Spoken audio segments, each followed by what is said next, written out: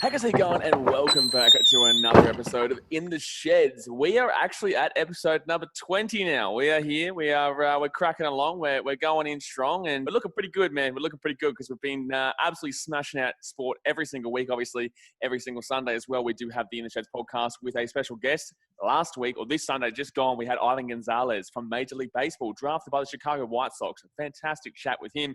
This Sunday, we've got Maitland Brown from the women's Melbourne Renegades team. I nearly just Melbourne Renegades cricket team. I don't know where my mouth just, but he went all over. So I can't speak English, and I don't know what's going on. But anyway, guys, I do have the co-host here that you guys all know, obviously. Hayden, Entertain House. How you going, champion? Good, mate. Happy 20th episode. We've done it. We've made a little milestone. You haven't got your party hat on tonight that you promised, but well, you know, that's keen to talk some sport. Yeah, look, I wish I had my party hat on, but I'm in Fiji, so, you know. So which guest would have been our 20th then? Because we had obviously the Greg Bird removed, which would have would Maitland or Ivan have been our 20th?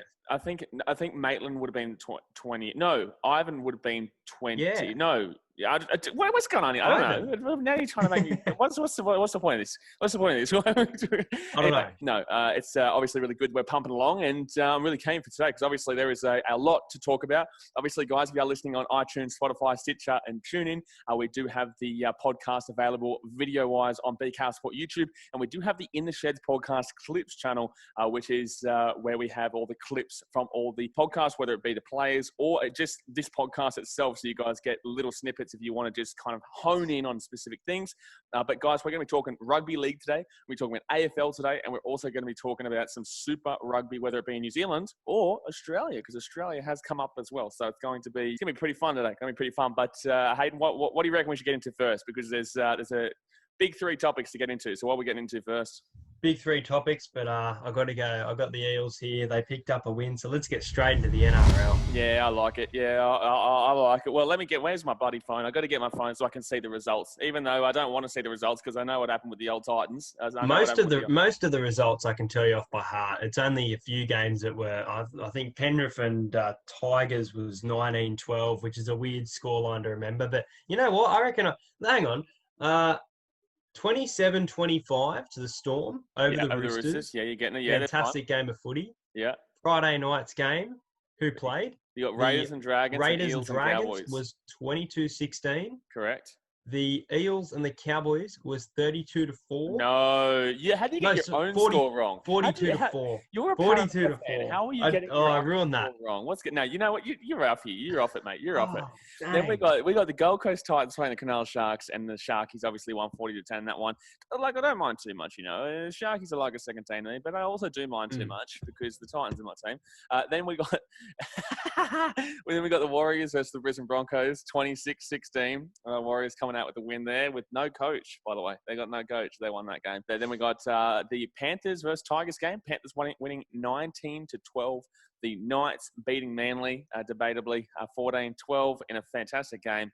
And then we've also got the Rabbitohs versus the Bulldogs, and Rabbitohs winning 26-10. Let's just quickly go over the table as well. So Parramatta on top right now with 6 wins. Penrith as well. Penrith have got 6 wins. 7 wins. Melbourne 6 wins. Newcastle in 4th. Roosters in 5th. Canberra in 6th. Sharkies in 7th. West Tigers in 8th, but they're only one spot up above their position in 9th, and they're only 2 points differential away from the Rabbitohs as well. So don't worry, those Tigers next week. And are the Warriors there as well? Aren't the Warriors 2 points Warriors outside? are 12th. Warriors are 12th right now. So they are 2 points outside, but their points differential is not good, mate. It's not good. It's a minus 93. Storm cleaned them up. Yeah, Storm cleaned them up. So you got the South Sydney Rabbitohs in 9th, Manly in 10th, Cowboys 11th, the Dragons down there in 13th, Broncos and Titans on the exact same amount of points and the exact same amount of points differential, which is minus 127.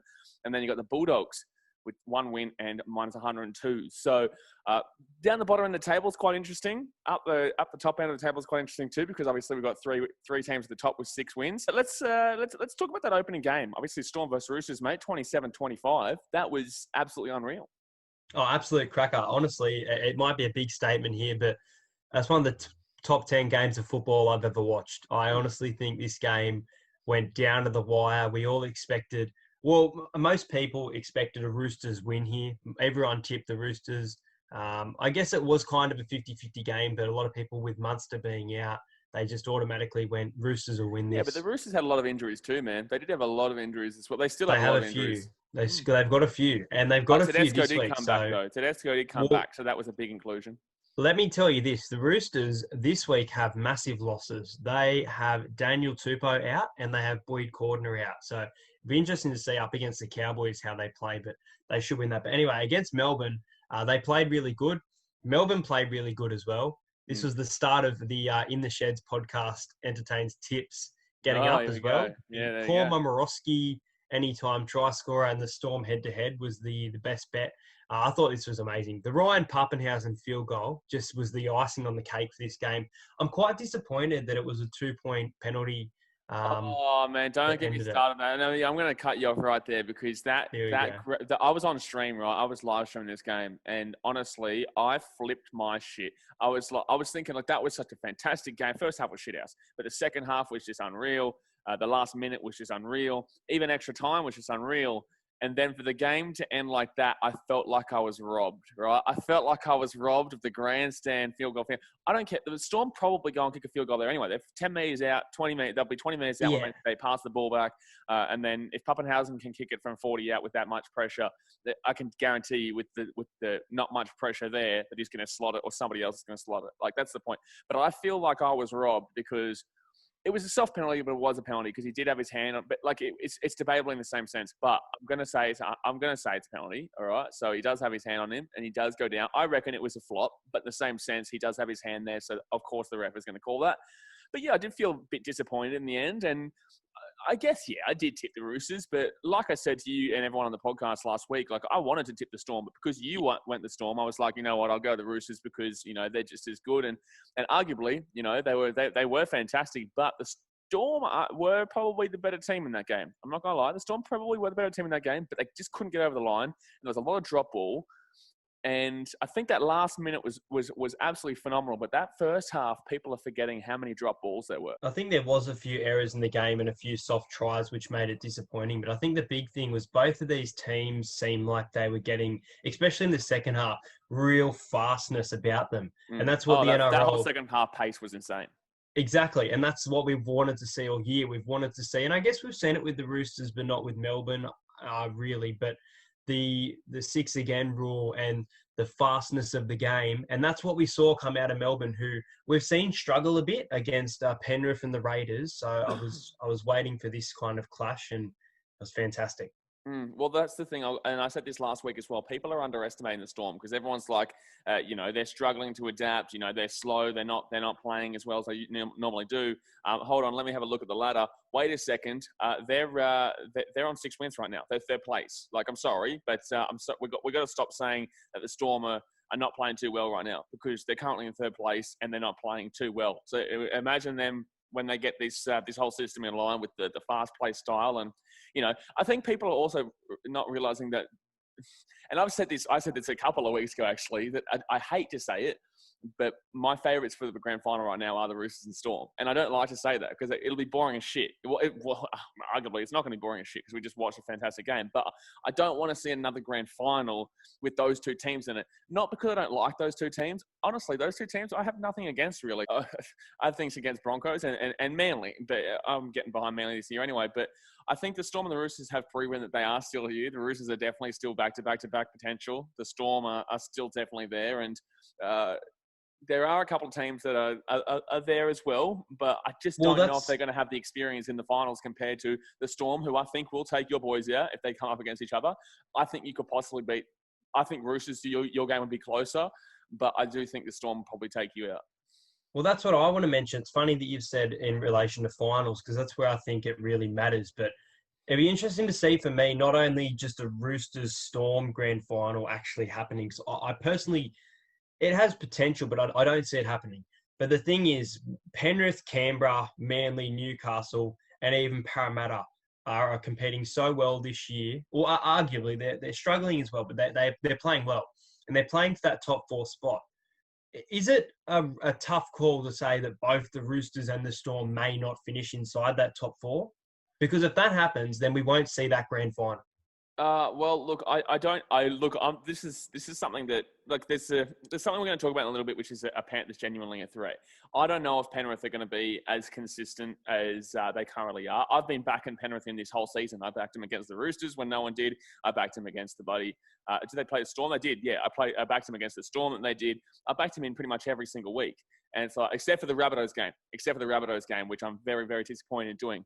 So I don't think, and the Storm are currently in the top four. So if you're going to remove any of that top four right now, I definitely don't think Newcastle are consistent. Like, obviously we saw them last week against Cowboys. We'll get to the Manly game in a second, but they were fantastic in defence, but attacking wise, a little bit average. I guess both teams are a bit average in that regard. So I guess you can still remove Penrith and Newcastle here. You can definitely, then the Roosters obviously come on. I reckon the Roosters will definitely come in for one of those two teams at this point, and I can't see anyone else really challenging. Like, Canberra have just looked, what's going on with Canberra? Like, what's going on there? Like, I'm going to ask you that right now. What's going on with Canberra? I don't know what's going on with Canberra, but they're really struggling. They've got a massive game this week against Melbourne. They are at home, which is, I guess, with home fans. And they've won 3 games in a row against them too.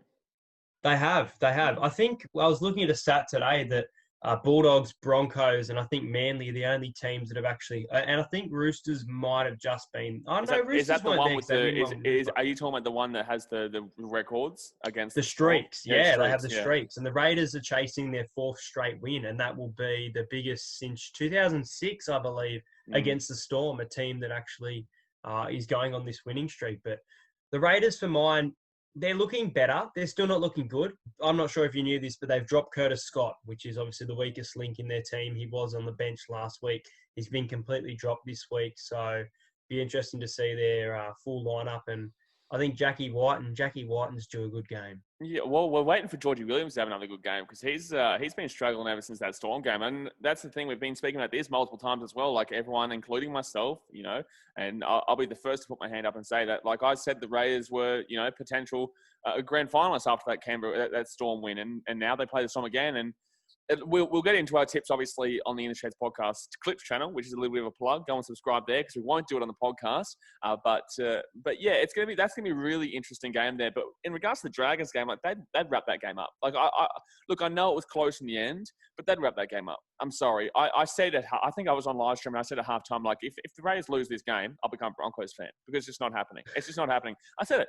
I said I'll support the Broncos for the rest of my life if the Raiders come up and end up losing that game. And yes, I was a little bit worried with a minute to go, but in the same sense, I knew that was all done. They let off the pedal. They said, nah, that's it, game over, and they wanted to go home. And yes, it nearly did cost them again in the end. And that's the problem with the Raiders as well, is that you can't do that. you just can't do that. I don't care you're up by 18 with 5-10 minutes to go. You can't let up the pedal at all, ever. And that's what happens. They nearly did give the Dragons an opportunity. Like they gave the Dragons, here we go. So they're up and then they let in 3 tries in the last 20 minutes. Matt Duffy, Zach Lomax, and Matt Duffy again on the 78th minute. So they had a whole minute to potentially do something again. I'm pretty sure the Dragons actually had a last-minute chance as well. So I don't know what's going on with the Raiders there. This will be their test this week, but in the same sense, they're coming up against a bogey team that they're the good side of. They're the actual bogey team for the Storm. So I don't even know if I can read too much into that game because it could be just down to game styles. We might even have to look at a game further, which is the Roosters the week after when the Raiders play, because they're not a bogey team with the Roosters. That's a grand final rematch. And I guess these next 2 weeks should show us a lot about where the Raiders are at. Yeah, what do you reckon on that? 100%. They've got a real tough draw coming up against Melbourne and the Roosters. I'm not sure who they play after that, but they play the Rabbitohs after that, which is a bit of a Rabbitohs after that. Yeah, there you go. A little bit of an I think that they'll be exhausted from these games. These games are going to take a lot out of the Raiders team. It'll be interesting to see how they can recover from that, especially this weekend. I really think this, and I'll speak more about my tip, but I think there'll be plenty of points in this match, and I think both sides will be really dangerous and gritty. Normally, it's a low-scoring game, but I'm kind of going the opposite direction in that. But quick little plug there for the In the Sheds podcast Instagram as well. Zach Lomax, who you mentioned, was at $5 of my best bet for that game. So there you go. It's gonna be really interesting.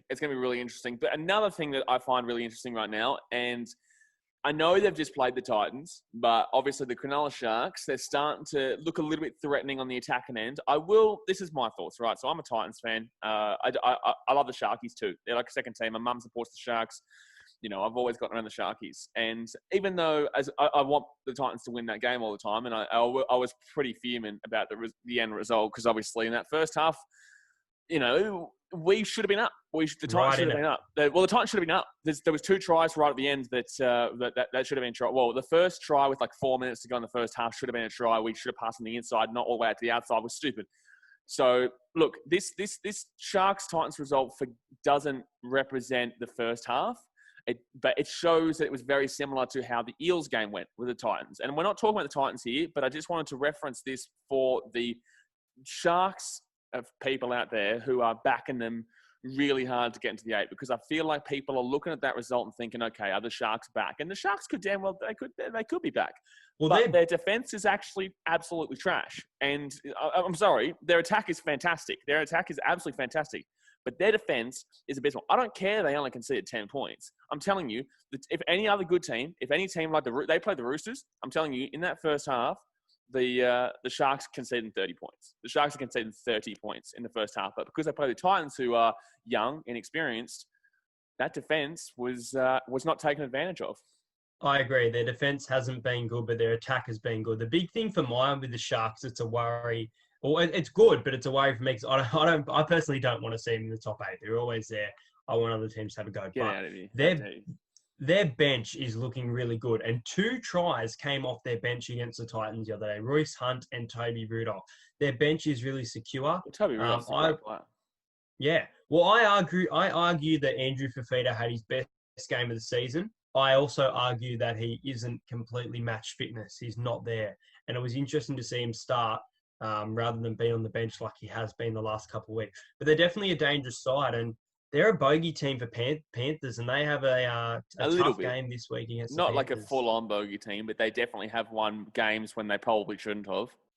Well, if we go off the last 10 games, I don't have the stat in front of me. I'm pretty sure that the Sharks have actually won about 7 of their last 10 against the Panthers. I'll tell you right now. I'll go to the history. So the last game they played was Panthers won 26-20. Before that, Sharks 24-20, 21-20 Sharks, 24-12 Sharks, 26-22 Sharks, 28-2 Sharks, 16-14 Panthers, 26-10 Sharks, 20-18 Sharks. You're right. They definitely do have the wood over them in recent years. So that's actually pretty big to consider when making your tips this week, because you know obviously people want to back in Panthers, and Panthers are a really good team this year. Like, they are a seriously good team, but you've really got to consider the fact that the Sharks are a bit of a bogey team now. Like, that's convinced me that they really are a team to be reckoned with in regards to that specific game. But look, the Sharks are 7th right now. You've got to look at the 8, and like, there's Manly that are outside the 8. I'm sorry, but we all know that Manly are making the 8. Do you disagree with me that Manly aren't making the 8? No, Manly are making the 8. The Manly are making the 8, but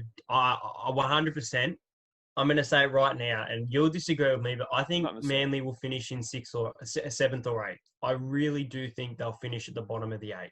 I think they'll finish above Canberra Sharks. I reckon they can finish 6th. I'm not going to put them in my top 4 anymore. I'm not putting them in my top 4. Obviously, I tipped them to win the whole comp pre-season. And we're going to wait for Trbojevic. When Trbojevic also comes back, because they do have a couple of games here and there, which they should win against the Dragons this week. You know, they've got Parramatta next week, so maybe they can go 2-0 or equal it up at 1-1 with if Parramatta wins. So, you know, it's an interesting couple of weeks for Manly, but they've got to get through about 3 or 4 weeks now without Trbojevic as well, and then they come up against Penrith when he comes back.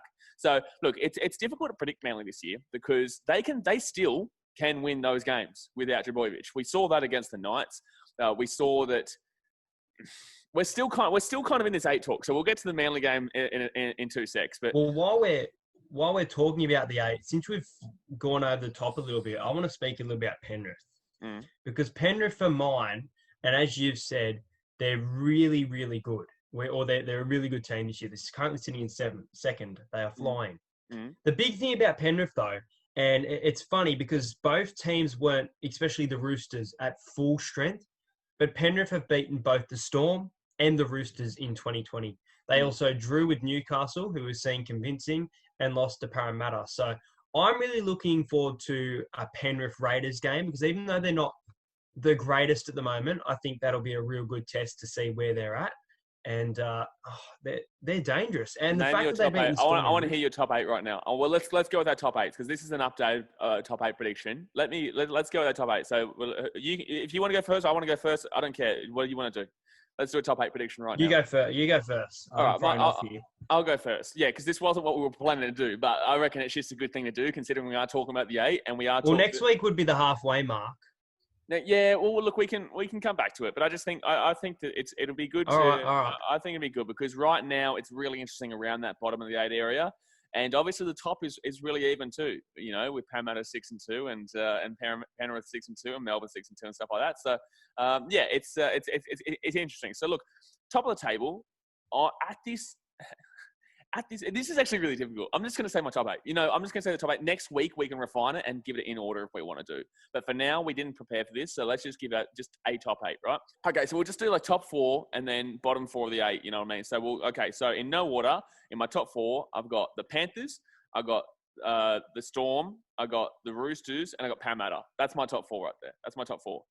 And then my 5th to 8th range will be Newcastle, will be Canberra, will be Manly. And then this is the difficult one. I'm not putting the Tigers in. If you think for a second I'm putting the Tigers in, you're crazy, mate. You're crazy. Do you think I was going to put the Tigers in? We'll just stop it, all right? There's 10 will stop it. I didn't. Right? The other team I'm going to put in there, so if I said Canberra, I put Manly, and I put Knights. So I need to figure out that last team. You know what? I'm going to go with Buddy. You should go with the Rabbitohs, but in the same sense, I honestly wouldn't put it past the Sharks to sneak something with their team list. With their team list, I wouldn't say no to them finishing in that 8th spot and getting knocked out week 1. I'm sorry, they'll get knocked out week 1. But I'm just saying, like, I reckon, you know what? I'm actually going to do it. I'm going to say right now, I'm going to put Sharks in that 8th spot, and then they get knocked out week 1. But I just feel like they've got the team that can get into there. Whether they get far, I don't agree. I think they'll lose first round. But what's your top 8 right now? So I'll put in a little sneaky option there for everyone out there. All right, top 4. I'd go, again, no order, but trying to do order a bit. I'd go with the Roosters. On top of the table? Yeah, I think Roosters on top of the table. I've been trying to tell you this for weeks, mate. Now you're saying this? And now you laid this shit on me? Huh? Parramatta. Yep. Second. 3rd, Melbourne.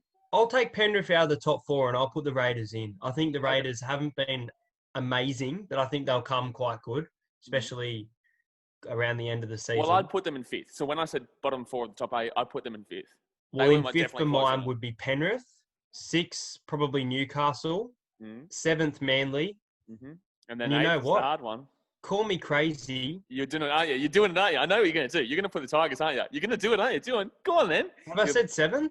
You said 7th, which is Manly. Yeah. You're going to do it, aren't you? Oh, yeah, okay. Tigers. I hate you. I actually hate you. I think the Tigers are making the 8. I think the Tigers are making the 8, bro. I'm not kidding. Oh, no. Well, watch them. That's the thing. Like, I've obviously not been a huge fan of the Tigers this year, but in the same sense, they are still there. I can admit when I'm wrong, but they are still not great. I'm sorry. Who have they played? I backed them for the wooden spoon at the start of the year. Yeah, I backed this team for the wooden spoon and said they will not finish above 14. That was my words. I just want to say this in regards to the Tigers. They lost the Panthers, right? I don't care that it was a close game. They lost the Panthers, right? That was a big test, okay? Who else they played? Who else they beat? They beat the Bulldogs. Which is shit. I could beat the Bulldogs. I could go out there right now and beat the Bulldogs. Just me and you. We could go out there right now as a duo and beat the 13-player Bulldogs, right? Then the week before that, the Tigers played the Cowboys. The Cowboys are absolutely terrible this year. They're terrible this year. They're actually higher than they probably should be.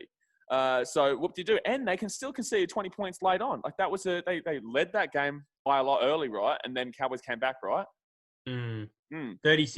36-20, yeah. They didn't score a point in the second half. Then their other big tests, so they've had 2 big tests so far, I've said, was the Raiders, and they lost the Raiders. I don't care that it was close. They still lost the Raiders. And then they lost the Titans. So help me God, you're telling me this team that just lost the Titans is going to make the top 8? You're telling me the team that lost the Titans is going to make the top 8? Before that, you got them playing the Sharks. Now, that's decent, but it's like they're both very here and there. They're both very... The Sharks I'm tipping them for 8th spot and to get knocked out first round. So is that a big scalp? I don't know. They lost to the Knights. That was that was a weird game, but they decently lost that game by 18 points. And then before that, which was another big test, and before they beat the Dragons. So their 3 tests against only 3 good teams there, and they lost. So what are we all talking about here? What are we all talking about? Well, The only games they've won is against the shittest opposition. The Bulldogs, the Dragons, and the Cowboys. And they lost to the Titans. What are we looking at here? Tell me. I can admit when I'm wrong. If you tell me right now and prove to me that they deserve to be in that top 8 talk, then I'm happy to call I guess I can understand where you're coming from in regards to them playing against the teams, which is what matters. But I think the player quality against who you've got. I understand that. I can understand. You can only play against who you've got. And I'm not just relying on Harry Grant here. I know I've been all over Harry Grant, and I've said in my own videos he didn't have a great game against Penrith. He didn't have a great game against Penrith. So I think it'd be a big test for him up against Damien Cook. But I think they're really starting to shock a lot of people this year, the Tigers. And they're currently sitting in the top 8. They love to finish 9th. Yeah, but why are they shocking people? Why are they shocking people? I think they've got the right lineup. What I just said. Because I hate to say it, but I think they've got the right lineup. I think Josh Reynolds is doing a better job than Benji was, especially in defence. And then you've got forwards like Josh Aloiai, who are finding quite a bit of form. They're finding Josh Papali-like form. And I think Josh Aloiai has scored 3 tries this year, which is mental.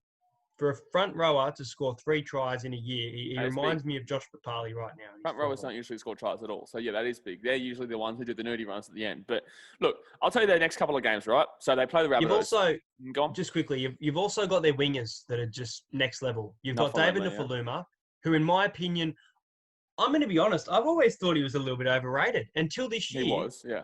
Okay, well, you agree with me, yeah. Until this year, where he's one of the best players in the league at the moment. It's playing good, I think it's a big call, but 100%. And I think people are backing him on Supercoach. And then you've got Tommy Talau, who's outstanding on the wing. He's pretty much scoring a try per game for the Tigers.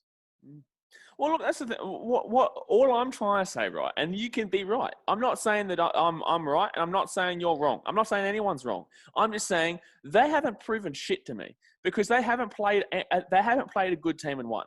They played the Sharks back in round 2, and yes, they beat them. But the Sharks, I think they're getting knocked out first round of the bloody top 8 if they can even make it over a team like the Rabbitohs, which the Rabbitohs should be making. I'm surprised that we both haven't picked Rabbitohs here. I didn't even consider the Tigers. I was thinking between the Rabbitohs and Sharks. I just wanted to go with a little bit of a point of difference because the Rabbitohs being in there would have been boring. That'd have been a boring top 8, simple top 8. We've both gone a bit of a shock, but the Rabbitohs should be the ones making the top 8. And if they don't, then there's going to be huge problems at South Sydney. Honestly, there'll be riots and stuff. Just like in Brisbane right now. We're not going to talk about Brisbane today, guys. We've done them to death in previous weeks. Manly game, obviously, we won't talk too much about this as well because it has been done to death, obviously, but we do need to bring it up. Can I go first? Yeah, I'm going to ask you. Were Manly robbed? You're going to ask me? Okay, Manly were not robbed, but let me rephrase, let me explain why. I already know what you're saying, I agree with you. Yeah, I think Manly had their chances, which is big, but at the same time, they were denied an opportunity. That was an obvious penalty. We can all agree on it. If the goal was the penalty was kicked, it's a 50-50. It's hard to tell whether he would have gotten it. I would have said no, but that's probably because I'm backing Newcastle. But I think Manly played decent in the second half, but it was only the last 12 to 15 minutes that they really turned up and turned this game. Last 25 minutes. Last 25 minutes. Say 25. Because I think Newcastle's defence was on another level. And I don't think Manly would have gotten the win. So, yes, I do think this is very controversial. And I think penalty should have been given. And I think, honestly, an apology should be given to Manly because, as you know, this is twice now, I guess. I'm sick of the apologies, man. No, I'm sick of the apologies. Yeah, it is twice. They've been robbed. But, look, it's not robbed. Go on. What were you saying? I was going to say controversial, but not robbery. It is robbery, but not in that sense. It's a robbery of an opportunity. So it is still a robbery. It is a robbery of an opportunity because they were robbed. Because you don't know if they're going to win that game or not.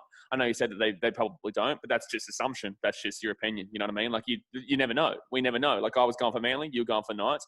They were robbed an opportunity. I don't necessarily agree they get that kick. But then again, and because it's a right footer from the right wing, 30 metres out, you know, it's not easy. You have to curl in from that side or as a right footer, That's a difficult, very difficult kick under those pressure and under those circumstances. So I'm not backing him in. I'm saying that there's a least likely chance, less than 50% chance. I reckon probably 20 to 30% chance he slots that. But that doesn't matter, because he wasn't able to get that opportunity to miss it. And if he misses that, then fair enough. Everyone's like, okay, what a fantastic game, which it was a fantastic game, but it was marred because of this bullshit. We're not going to talk about what happened with Fanua Blade, because obviously I'm not going to repeat what he said. It was obviously wrong. He actually, there's a second thing that's come out that he said on the way to the sheds, in the sheds, through the tunnel. So we're not going to talk about that, because that's just obvious. And yes, he deserves to get suspended for that. Obviously, it is in the heat of the moment. But I will say, yeah, they got robbed of an opportunity. Yes, they did get robbed against Parramatta. I know you know that. Everyone knows that. And that's why I always joke about that. But we all know Parramatta won that game anyway. But I think that, I think this game was was overtaken by... and by the way, another thing I want to say, it wasn't the ref. The ref did what was right. The ref sent them both up. He said, check a penalty try, and also check a penalty. It was the video ref that was the stupid one. You know, it was the 100%. video ref.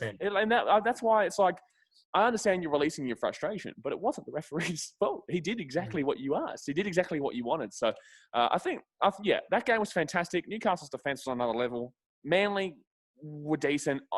Actually, just quickly, and this will be the end. Sherry Evans or Mitchell Pearce, who gets the field goal? If that game goes to golden point, it's pretty obvious that DCE kicks a field goal. Yeah, I agree. I think Cherry Evans gets it, depending on field position. But yeah, I definitely agree. Next up, guys, we have the AFL. And there was definitely some interesting clashes over the weekend that told us quite a bit about how this season is going right now. So first up, we've obviously got Carlton going up against St Kilda, and St Kilda won 73-55. We had Collingwood lose to Essendon 63-48 there at the MCG. Some shit conditions there. We'll talk about that in a second, though. 77-43 in favour of the Eagles over the Swans. We had the Catters, 89-52 over the Suns. 87-38 in favour of Western Bulldogs over the North Melbourne Kangaroos. Brisbane with a trouncing, 85-48 over Port Adelaide Power. Then we got the Freo versus Adelaide Crows game, which was just absolutely diabolical. Freo won that game 54-34. Richmond versus the D's, 79-52 in favour of Richmond. And GWS finished off the round with a big win against Hawthorn, 83-49. Actually, they should have arguably won by more, but it wasn't to be. Opening thoughts. Hayden, what are your thoughts on that round that just went? Actually, just hold on. We'll go to the table first. We'll read the table out first. So Port Adelaide's still on top. Brisbane second, Geelong third, St Kilda fourth, Essendon fifth, Gold Coast sixth, GWS seventh, Western Bulldogs eighth. And then we've got the bottom eight, which is Hawthorn, Collingwood, Richmond, Carlton, North Melbourne. Sorry, not the bottom eight, the bottom bloody 10. North Melbourne, Sydney, West Coast, Freo, Melbourne, and Adelaide. Now, what's your thoughts on... Adelaide haven't won a game yet. What's your thoughts on the round that just went? Crazy round. Some crazy results. The whole year, we spoke about it last week. I think the big thing is that there's no clear winner that we're seeing this season. We thought Richmond, Collingwood, but the asterisks that we spoke about could be there for absolutely anyone. If the Suns win it, if the Lions win it, if, who knows, Essendon beat Collingwood and Collingwood's meant to be the benchmark. So if they win it, there'll be an asterisk. But crazy round of AFL. And I think at this stage, I think I might have a grand final prediction, but it's still a long way to go. Look, I can predict a grand final, but I don't necessarily think it's going to be right at this point. There is so many kind of questionable things about every team. I can think about something questionable for every single team right now. And I can also give a reason for, let me look, 1, 2, 3, 4, 5, 6, 7, 8, 9, 10, 11. I could give 11 teams, 12.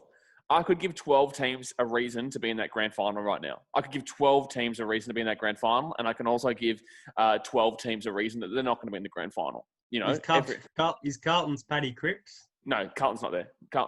I'm sorry. Carlton's decent. You know what? I could argue it, but they're not going to do it. So I'm not going to add them in my.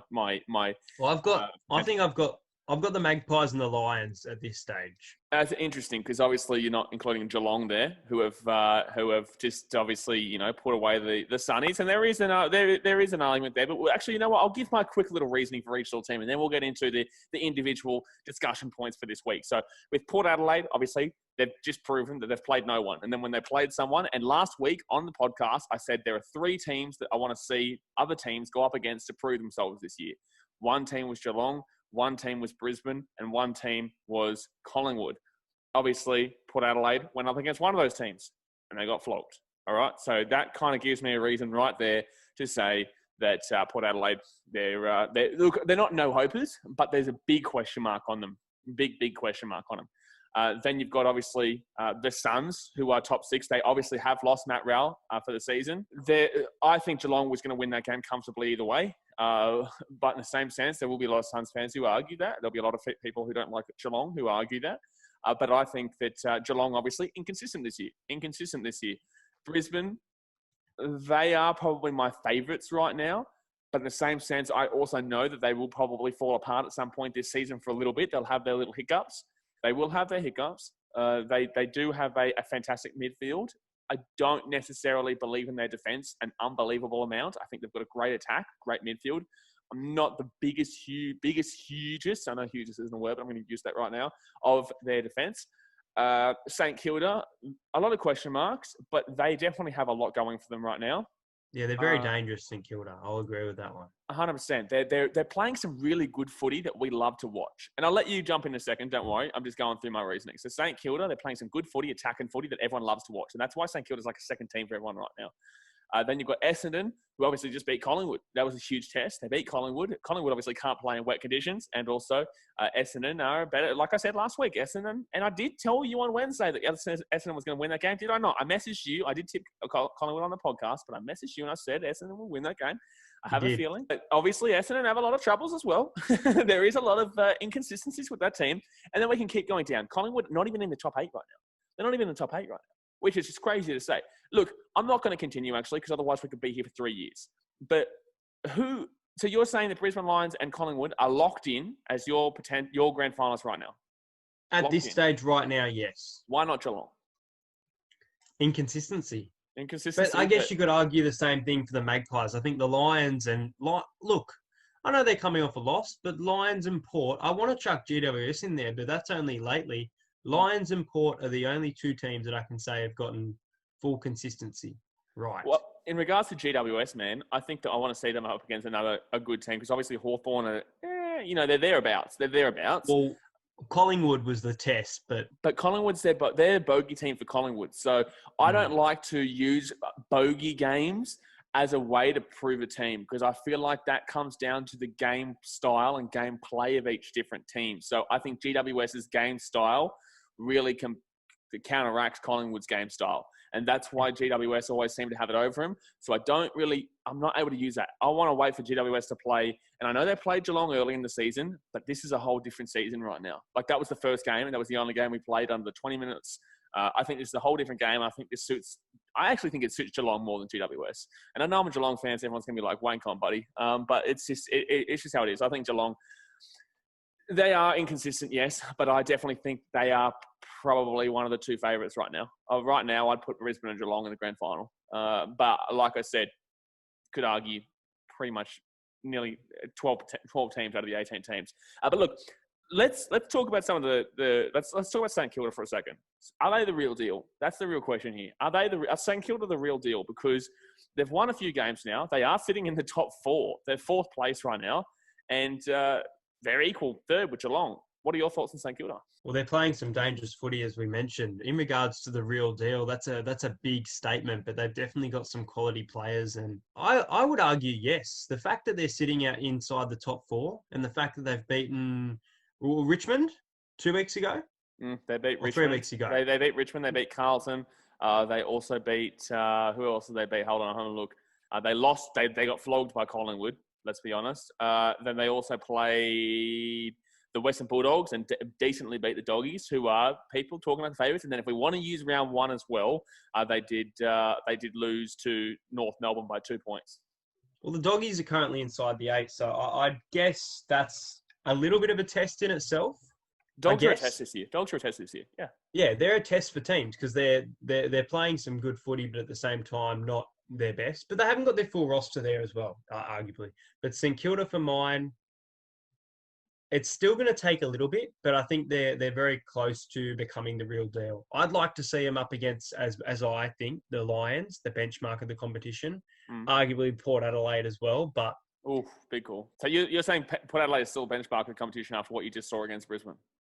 Well, I'm saying that Lions and Port is Lions, Port, and GWS, for right now, are the three teams that I say are the benchmark. So you're wiping out Collingwood and Geelong as the benchmark. So you're like Collingwood, I can understand right now, but besides, actually, you know what? I can understand why you say Geelong, but if you look at that game against the Suns, we were dominant in that game. We were dominant. Geelong should be up there as favourites. Actually, I don't know. I'm not going to go and have a look at the betting, but I can nearly guarantee you that Geelong should definitely be one of the two favourites. Lions should be the favourites. You know what? I'm going to quickly check here. But look, I think that GWS is a bit of a fair-fetched call right now. There's a lot to prove with them because obviously they have struggled recently. Yes, they beat Collingwood. Yes, they beat Hawthorn, but Hawthorn a bit like how you going. We both don't rate them this year. Hawthorn. Yeah, that's the thing. I don't know about GWS. And I know, obviously, James said when we had him on the podcast, but let's have a look at the AFL Premiership winners. So right now, GWS are the favourites. GWS are the favourites, $6. They're 6-1. GWS are the favourites. Holy damn. Nah, this is out of control right now. This is out of control. GWS are favourites. Brisbane second. Collingwood third. Richmond fourth. West Coast in fifth at 9.50. Port Adelaide in sixth. Geelong seventh. Western Bulldogs eighth. St Kilda ninth. And then we get to the outrageous ones. I'm in shock. I'm in shock that I've just seen West Coast top five. I'm in shock. That's outrageous. They weren't impressive on the weekend. They weren't. They won against the Swans. They weren't impressive. What have I just witnessed? Yeah, there you go. Well, when I look, Lions were favourites, but that's mental. I'm not looking at that again. We're getting off that topic. So, what do you say? Yeah. So you said St Kilda aren't the real deal just yet? Well, yes, they are the real deal, but they still need to play some top teams. But they're definitely up there at the moment, playing the best footy, and being in the top four is making a statement. So maybe not complete real deal, but I would argue that St Kilda are making a statement. Oh, they are making a statement. I obviously didn't have them in my top eight. I had them like 9th, 10th. I had 9, 10, 11 with North Melbourne and Hawthorn when we did our preseason predictions on the podcast, I think like 4 weeks ago with AJ. And he had St Kilda making the grand final potentially, which was crazy. But obviously right now, there are 12 teams that could make a grand final. So it's not necessarily too crazy. Real deal, big question marks. Got to wait to see them play a team like GWS apparently. Brisbane Lions, Collingwood, Geelong, and who was the other team? Did you say Richmond? Who did you say? Who was the other team? You had Brisbane Lions. You had Port Adelaide. I'm not too sure about that one, but that's your opinion because obviously I did watch that game against the Lions and they got absolutely humiliated. Port Adelaide. Yeah, they weren't at their best.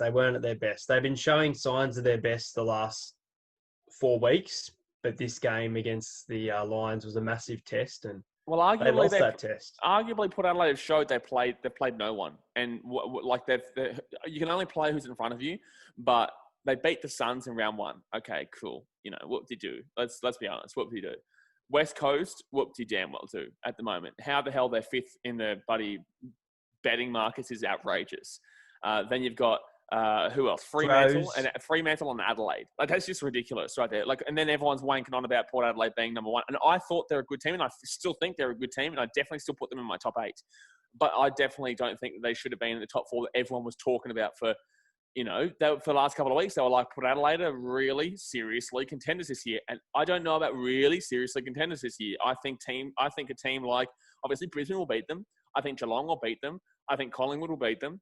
I think GWS should beat them. I think the Dogs would be a really good game. And I can give reasons for a lot of teams to beat them, but I think that unfortunately Charlie Dixon had a bit of an average game against Brisbane, but that was just because he got locked up, really. So look, I don't know. I don't think Port are as good as everyone has thought them to be because honestly that game proved that they've played no one, and when they played someone, they failed miserably. They didn't just. Have Geelong played someone? Yeah, we've played a couple of teams. Yeah, we played. Well, Hawthorn, no, so they're not a good team, but we beat them by 60. Well, yes and no. But we played GWS in round 1, but that was with the 20-minute quarters, and we got decently beaten there. Geelong have played. I don't think we've actually played anyone really yet either. See, that's why I have a question mark on Geelong. If Geelong come out and beat one of these We play teams that Brisbane we're this week, mate. expecting. We play Brisbane this week. I can't wait to tip this game because obviously, by the way, guys, if you don't know, we obviously do our tips on the In the Sheds podcast. Well, you should know because we just said that on the previous one for the NRL. But for the AFL as well, that will be out today for you guys as well. So jump on the In the Sheds podcast YouTube channel. We will be doing our AFL tips. But yeah, Geelong do play Brisbane this week on Thursday night, which I'll be live streaming, and that's going to be an absolutely incredible one. Massive test, that one. That's a big test for both teams. That's a big test for both teams because Geelong are the type of team, and I said this last week too, Geelong are the type of team that will potentially lose to the shit teams, but are a really, really good test for the good teams. They're a team that will always stick it in there with the best of them, but will struggle against the worst of them. We saw that against Carlton. We saw that against the D's. But then you see against a team like Hawthorn, we go and beat them by 60, you know? So obviously there is definitely questions about Geelong, but it's not out of the question of them being the Brisbane Lions because Brisbane haven't really faced a serious test this year besides Port Adelaide. Port Adelaide, they did obviously come through flying colours. But then again, like we just said, Port Adelaide haven't played anyone yet. So is that really a big test? And that's why I can't use Port Adelaide in the big test market. And then again, Collingwood are in the same little basket there. But look, it's difficult this year with the AFL. Everyone's got their own little problems going on everywhere. You know, everyone's got their own little problems going on everywhere. And that's another thing. Are Collingwood still favourites? No. Not at this stage. We both backed them. And look, I argue that they are up there in regards to the benchmark, but in regards to favourites, no. I still see them potentially making the grand final, but I can't see them building the ability to win it. They better damn well hope it's not in rainy conditions, put it that way. They better hope. Exactly. They're playing horrible footy in wet weather, and we've seen it for the last 2 years now. Yeah, exactly. Well, they lost that preliminary final because of the wet weather, and I know that GWS fans don't like to admit that, but they did. They lost it because of the wet weather, and then they lost this game against Essendon, arguably the wet weather. I reckon if it's on a good field, Collingwood would probably win that game. But we're not going to talk about the Jordan De Goey situation. Definitely not. We're not going to even remotely touch on that situation. So if you came to this podcast thinking about that, you're unlucky. Another question that must be answered is, are West Coast back? What are your thoughts on that one, Mr. No Champion? freaking way. Unconvincing win against the Swans. I can't believe I was all over them at the start of the season. They've definitely got a good roster, but what the hell are they doing this season? Fifth favourites. The fifth favourites, mate. I'm not getting over this shit. I'm not getting over this shit. They played the Swans, and they just beat them. They lost to so many teams. I'm not even going to get into that. They do have a good team. But they play Adelaide this week, I guess, which is a good thing for them to kind of play themselves into a bit of form with the 2 wins in a row. But it's difficult to see where they're at right now. And then they play. If they lose to Adelaide, could you see West Coast genuinely getting the spoon? Potentially. But no, they're not going to. No, they're not with that roster. They're not going to. But they play Freo the week after, so they can play themselves into a bit of form here with 3 wins in a row. If they don't get 3 wins in a row, then they've definitely got questions because they lose to Freo. Freo is obviously the rivalry match though at Optus. So that's. Is it at Optus? Are they? Yeah, I think they are playing it. I think there is a hub over there in West Coast now. So it will be at Optus. Plenty of hubs going on. Hub City, baby. Hub City in this country. Thank you, Victoria. You're not getting the hub because you guys don't know how to stay home. And yes, we got told last week on the podcast, please stop insulting Victoria. Well, then we can stop in Victoria. We can stop insulting you once you stop giving us a reason to insult you. All right. Thank you very much. All right. Let's. What's next? What's next? Suns, pretenders, Geelong favourites. I think we've already kind of answered that. Actually, Suns. We can talk quickly about the Suns. Matt Rowell obviously has gone. He's injured. He's going to undertake shoulder surgery. Where do you put the Suns right now? Because I didn't have them in the 8 even with Matt Rowell there. Yeah, no, I didn't have him in the 8 and I still wouldn't even with Matt Rowell in or out. I, at this stage, would probably put them around 11th, 12th. Put them around 11th, 12th. Yeah, fair enough. Yeah, I think that's fair enough. And I think they've won enough. And they were good enough against Geelong for 3 quarters to show that they're not a shocking team. But it also did prove it really evident that when it gets to the crunch time, the big teams will separate themselves from the pack, just like Geelong did. Yes, it will. Obviously, Gary Ablett's 350th and Joel Selwood's 300th. But it's Geelong are a different beast. And then you got Brisbane, who probably would have flogged them from the outset. In reality, I guess we'll wait and see on that. But I'm really looking forward to that I'm telling you right now, I know we're talking the Suns here, but I'm really looking forward to that Geelong versus Brisbane game because that should be, if it's not a cracker, look, I'll be honest with you, and we're going to talk about this in the tips, but if it's not a cracker, Brisbane should probably win by a mile. But if it's a close one, Geelong could sneak it. So that's going to be really interesting. That's going to be really interesting. But yeah, the Suns, look, I've got them around that 11th to 13th area. They're not going to be bottom of the table really, but they're not also going to be top of the table. So that's probably where I've got them. But another thing we need to talk about before we jump into tips is the fact that the AFL's come out and said that round 10, then no matter what, they're bringing teams back to Victoria. Well, what's the point? Well, I don't understand this because we've seen today that Victoria's gone into a total lockdown. So what? Did you see that? Did you see when they came out and said that? Yes. They said that no matter what, after round 9, they're going to bring the teams back to Victoria. And that makes no sense. Like, okay, if that's the case, well, then why are they leaving in the first place? Because nothing's going to change in the next 3-4 weeks. Well, I think players are contesting and they've got every right to about this hub decision and the hubs. I don't think they're liking that and they're wanting to return home. But it's not the smartest thing to do. It really is dangerous. And look, I guess the AFL might have gotten biosecurity measures and plans to keep players in houses. I'm not sure what they're doing, but I don't think it's a safe decision. And I think it's more a player thing. I think the players are really pushing for this. Yeah, but I think if that's the case, we're delaying the inevitable. And if we're delaying the inevitable, we're delaying the fact that we know this season's not going to finish. Because if Victoria is in a mess right now. We speak about this every week. Victoria's in a mess right now. There's no way anything's changing in the next 3 4. Aren't they on full lockdown for 6 weeks or some shit? What's it at 6 weeks? I'm not sure of how long, but I know they're on full lockdown and it's getting pretty mental. The borders, if you guys don't know, New South Wales and Victoria, fairly close to each other. And the borders, they're shut. What do you mean they're fairly close to each other? New South Wales and they're Victoria connected. You're talking about fairly close to each other. There's no little gap in between the bloody state border. But yeah, I just find that really interesting. Like, what are you actually proposing? Like, what are you actually proposing there? Because if you go back, then if this is the case, then the AFL stops after round 9. If that's the case, the AFL is done after round 9 because they want to go back to their families. Because there's no way you're going to get, for example, Queensland, as if the Suns and Brisbane are going to be like, you know what, we're going to risk our health and safety and come and live in Victoria where all this shit's going down, when in Queensland, New South Wales, Western Australia, and Adelaide and South Australia, everything's fine right now. Everyone's normal. Nothing's out of control. Obviously, there are a couple of cases here and there across the board, but nothing like 200 cases a damn well day. So yeah. I just don't understand what I don't understand what they're actually getting at. Like it doesn't make sense to me. It doesn't. I'm actually confused. I'm confused. It's weird because they're allowing fans into the stadiums at the moment. And if they're going to go back to Victoria, well, they're doing not in Victoria, obviously. But I'm just saying they're allowing fans back in the stadium. You put them back in Victoria, that can't happen. There's no way. I think players are really enjoying, and I think people are really enjoying even watching on TV. I know it's not big, but small crowds being there. I think with rugby league more so, AFL, you can definitely tell the difference between crowd being there and crowd not being there.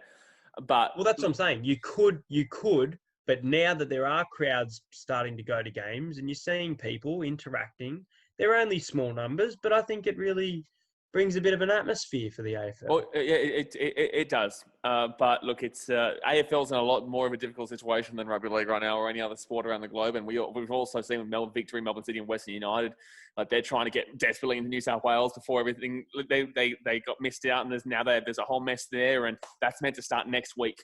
The A-League's meant to start next week as well. So it's like, and they're not even able to get out of Victoria right now to play against the team of New South Wales. And look, it's just a hectic situation across the board. And we're not having to deal with this. We're not the ones having to deal with this. So I feel for everyone at the AFL. I feel for, Gil, who has to deal with all this. And I feel for everyone who has to plan all this. But everyone knew what they were getting into. And we've said this multiple times, but everyone knew what they were getting into. And I'm really scared. I am actually scared that this season's not going to finish. And even if the season doesn't finish, even if the season does finish, like we said last week, there's definitely an asterisk here. Like, there's no doubt.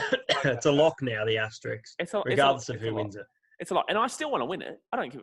You can give me an asterisk all you want. Oh, I still want to damn well win it. But, it's just like, it's not a full... Like, you can't next year come and say, oh, yeah, we won last year, we're the best team. It's just like, not really. But I still want to be happy, and I'll get behind the Catters all season long. But there is definitely a bit of a dodgy feeling around everything. It's not, you can't really get too excited. Really, you can't get too excited because there is so much shit going on. There's no way Richmond are out of the 8 and Collingwood are out of the 8 at this point if the season had. Actually, do you agree with that? Do you reckon Collingwood and Richmond are only out of the 8 right now? A big reason due to the fact of all this shit going down? Hell yeah. 100%. I think it's having a huge effect on players and their performance ability. West Coast as well, actually. I'll throw them in there too. West Coast. Actually, I think West Coast probably affected the most, really, because coming to Gold Coast and I reckon if they're playing, I reckon they're definitely one of the favourites this year if they were definitely playing over in Western Australia. And that's why they'd be loving going back over there. But I think West Coast, Richmond and Collingwood, I think this just proves why this season's a mess, because there's no way those three teams would be as average as they are if we were seeing the full length. Next up, guys, our third topic of the podcast is Super Rugby. And then we're going to be obviously talking about New Zealand and Aotearoa. But we've also got to talk about the Australian conference that just started up this week with, the Reds, the Waratahs, the Brumbies, the Rebels, and the Western Force. We welcome back the Western Force into the competition, which is unreal because obviously, they were removed a couple of years ago because South Africa obviously complained. No, we're not going to get into that. But no, Western Force were removed out of the competition, and the Sunwolves, I think the Sunwolves came in due to that, or I'm not too sure. I can't really remember. But anyway, the Western Force are not involved anymore. They're involved in the National Rugby Championship. But because obviously there's no Super Rugby this year and we couldn't bring Japan down, we put the Western Force in. But let's quickly talk about Super Rugby Aotearoa first, because obviously that's been going on for a few weeks now, and we're definitely seeing we've got a fantastic game coming up this weekend.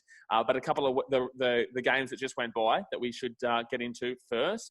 Pretty big weekend. So the Crusaders obviously beat the Highlanders 40-20 in a huge rivalry game there, and the Hurricanes, they won 25-18 in Waikato. So basically, we could be saying the Chiefs are done here, but Crusaders are on top right now.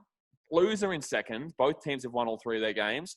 Highlanders are in third. Hurricanes are in fourth. And Chiefs are without a win right now. Highlanders and Hurricanes both with one win. Crusaders and Blues both with 3 wins. And they all play each other. Highlanders and Hurricanes this weekend, and Crusaders and Blues this weekend. What's your thoughts on the round that just went? Because obviously we've seen the Chiefs lose again. But first off, let's talk about the Highlanders-Crusaders. What are your thoughts on that one? Well, Crusaders, for mine, they're definitely the benchmark right now. I think it's a big call. It's a big call. And I think Blues. Massive game against the Blues this week. Yeah, massive game. Blues. As for the Chiefs, I don't know what to say. They've been really disappointing. We've both backed them in, and they're definitely putting in a performance. They're playing quite well, but they're just not winning games. I disagree. I disagree in regards to that. I think the Chiefs aren't playing well. I think the game against the Hurricanes, they were absolutely abysmal. I think the Crusaders game, they were only good for the last 12 minutes of the game when the game was already basically out of reach. They arguably were decent against the Highlanders. The Blues game, they were just absolutely shocking.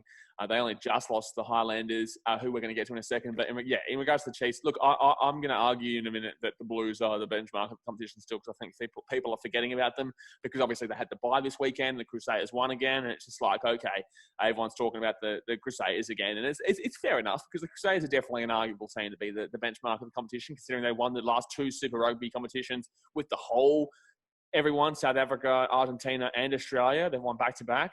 But this Blues team is a different beast. This Blues team wasn't the same Blues team last year, But I'll get to that in a second. But in regards to these Chiefs, yeah, they're really struggling.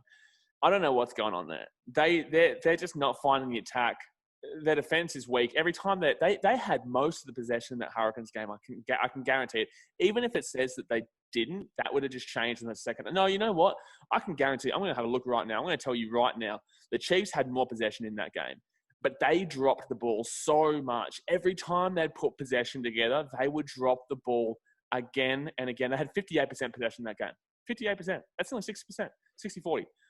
They dropped the ball a lot. And get this right. And this is another thing. I don't even know, because I know you didn't watch it, but this is something that you're going to see right now, right?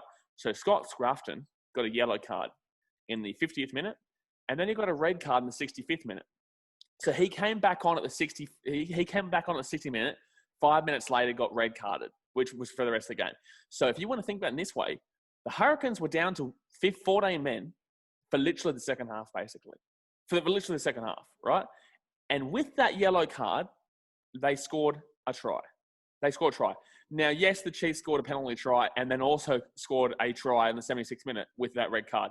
But they still lost, right? So they had all this possession. They had all the ball. They had all the attacking opportunities. And they lost to the Hurricanes, who are, they play a little bit better in this game. And they played decent against Crusaders, but they kept going for the threes. But the Chiefs, I don't know what's going on there. I tipped them first. You tipped them first. Everyone tipped them first. Everyone honestly basically tipped the Chiefs to come first, with Crusaders or Blues coming second. I had Chiefs first, Blues second, Crusaders third, Highlanders fourth, and Hurricanes fifth. And now the Chiefs are going to probably come in last. Honestly, I think the Hurricanes will probably still come in last. And we're going to say, well, then again, they might win this week, actually. It's a very difficult game against the Highlanders. But that's what I have to say on those guys. What I want to ask you right now is, have the Highlanders been unlucky, though? Because they were relatively close here with the Crusaders. They only just lost the Blues last week by 3 points. And the week before that, they obviously they beat the Chiefs very closely. They kicked a winning penalty goal with it was a field goal. That was right. It was a field goal with 2 minutes to go in the game. Do you think the Highlanders are actually a little bit unlucky and could still potentially win this? I don't know about win this, but I definitely think they've been unlucky. That's a big call. I wouldn't say win this, but I would say they've been unlucky. I think the big thing about the Highlanders is they've shocked us all. We all had them down low, and I guess they're not turning the ability to win games. They're still putting in hardy performances every week. At the moment, and you could argue with Jordan, but my player of the competition would have to be Shannon Frizzell. He played on another level against the Blues and against the Crusaders. And I think for the Highlanders to play against the Crusaders and put in that type of performance, yeah, they are getting a bit unlucky. Yeah, I think the Highlanders are unlucky. I'm going to straight up say right now, they are very unlucky to not be in equal first right now. I'm going to say that right now. They beat the Chiefs. Like I said, they only just lost to the Blues, very unluckily. There was no points scored in that game. It was 27-24 with 22 minutes left, and there was no points scored after that 58th minute try. And then against the Crusaders, the Crusaders ran away with it in the end. But honestly, the Highlanders led that game as well. The Highlanders led that game. They were up 14-7 14-8 at one point, and then at halftime, they were up 15-16-17. They're up 17 to 14 or something like that. They're like 17 to 14. So the point is that they have what it takes. They have what it takes, but they just didn't finish off that game well. I think the Highlanders are very unlucky. I think they're a decent team. They come up against a Hurricanes team that are playing themselves into a little bit of form after that win against the Chiefs. That's the thing, man. I'm very confused. I'm very confused because I want to say the Highlanders can still be in this. And we did when we spoke to Tetaroa Tahorirangi from the Chiefs on the podcast. He also did say to watch out for the Highlanders. He did. He said don't give up on them, which we were giving up on them. But yeah, it's really interesting to see that whole dynamic in the Super Rugby Aotearoa right now. And obviously, we're going to make our tips for the huge weekend upcoming on the Intershades Podcast YouTube channel. But I would argue Will Jordan's been my top player of the tournament. I think he's been absolutely unreal. I think he's just been killing it in all facets of the game. Look, Frizzell's been great. The Artie Surveyor's been pretty good as well. But I think... and Bowden Barrett's been pretty decent, pretty quality as well. But I'd give Will Jordan as my player of the tournament so far. Yeah, I think this Blues Crusaders game this weekend is going to be sexy. I'm just saying sexy. I'm not saying good. I'm not saying great. I'm not saying fantastic. I'm saying sexy. We're going to see two really good rugby union teams come together. Obviously, as well, we're going to talk about the Australian rugby. Now, straight up, guys, obviously, Hayden, he's getting into his rugby this year. He's not a massive rugby enthusiast, but he's really been getting into the Super Rugby Aotearoa. So he's not exactly too down with the Australian side of things. So I'm going to take a big buddy driving point here. But over a few weeks, you should start to understand, Hayden. So I'll let you off this week. But you got to start obviously watching a little bit. But anyway, Australian Rugby Union shit at the moment. Like it really is, like compared to Super Rugby Aotearoa. So obviously the Reds in the first game, they beat the Waratahs 32-26. And in the other game, the Brumbies 31-23 over the Rebels, which was actually closer than I thought in both games. And I thought the Waratahs were better than what we always what we're assuming, because when I did my preseason predictions, I had the Waratahs coming, I think, fifth. I think I had them coming fifth, and I had fourth, because Sunwolves, obviously the Japanese Sunwolves were obviously in fifth, and the Waratahs were in fourth. I think I had the Rebels in third. I think I had the Reds in second and the Brumbies in first. So there's a little bit of a tip for you to see who probably are the better teams this year, mate. Then again, that's me tipping that. So, but the teams that had first and second won their games. So obviously, yeah, the Reds obviously won 32-26. I didn't watch this game, but I did watch the highlights. There was a yellow card to Taniela Tupou. I thought that the Reds were quality. I think they've got a very young team. You know, I love Tagunu, Tosaviti, baby, Tosaviti. I think the Reds are definitely a young team up and coming, and it's really disappointing that we didn't get the actual full Super Rugby season this year because they are just a team that are ready to pounce. They are ready to pounce right now. I think the Waratahs have definitely proven that they're a better team than what I thought. They did push the Reds quite close, but in the same sense, I think the Reds obviously proved that they were the better team by winning that game. They did only win by 2 penalty goals in the end, but I think that the Reds are still a young team. That's why it was still close. The Waratahs, they've got a lot of struggles at the moment. I think that, yeah, look, they did push them, but I think don't read too much into that result. I think the Waratahs still will struggle this year. There is a good couple of teams. Well, there's 2 teams in the Super Rugby that I'm really looking at this year. And then we've also got the Brumbies and the Rebels. Brumbies were just their dominant selves, really. I know that scoreline really does show... It's quite positive for the Rebels. They obviously had more possession, 51% possession, which is basically 50%, so who really cares? This game was a lot more even than you'd imagine. There was a try in the last 3 minutes that separated. It was 24-23 with like 4 minutes to go. And the Brumbies ended up scoring a try. The Rebels came back quite heavily in that second half. The first half was all the Brumbies. Look, I think that was a bit of a hiccup there for the Brumbies, and yet they still won. That was a hiccup game, and they still won. So I don't read too much into the fact that was a close game because when the last 3 minutes they scored that try to make it past a 7-point victory. But don't read too much specifically into that scoreline of that game because I think the Brumbies are a very quality team. I definitely have them winning this Australian tournament this year. I think they're fine above the rest. But then again, the Reds are looking quite good too. So, look, those 2 games there, yeah, look, just relax.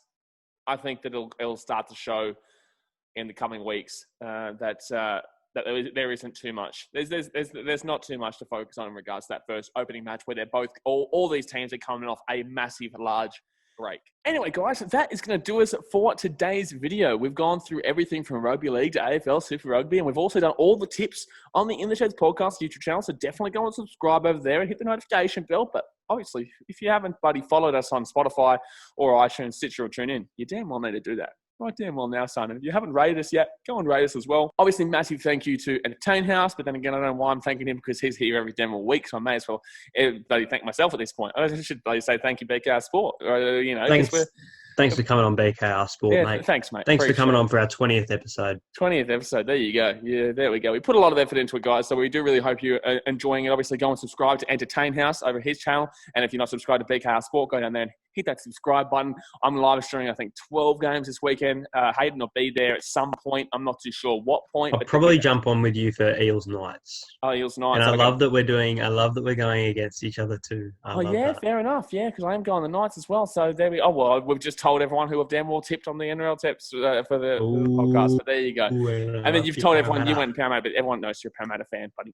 Anyway, but yeah, guys, that's going to do us for today. We really do hope you've enjoyed. Hit the thumbs up button, and we'd love you to comment as well your thoughts because obviously, we yammer on, we talk some shit, but we want to hear your thoughts as well because this is we're trying to create a community here where you guys really enjoy everything, and we'll obviously see you on Sunday for the Melbourne Renegades women's cricketer, Maitland Brown, which is a fantastic chat. And she actually gives us an insight into what type of cricket she's planning to play this year. So if you don't know too much about, buddy, what's going on, well, you're about to find out too much about what's going on. But that is going to do it for today, guys. So thanks for watching. Catch you later.